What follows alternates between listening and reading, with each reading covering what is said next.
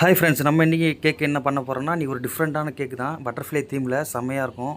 கடைசி வரையும் பாருங்கள். இப்போ நம்ம பண்ணுறது கஸ்டமர் கொடுத்த மாடல் தான்.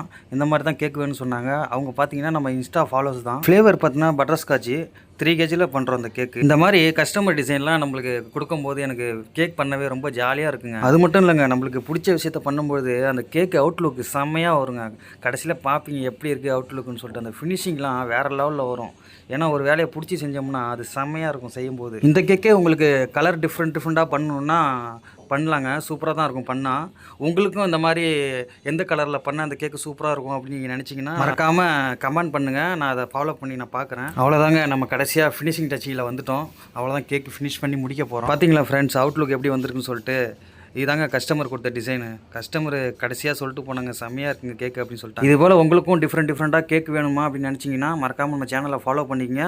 உங்கள் ஃப்ரெண்டுக்கு ஷேர் பண்ணி விட்ருங்க.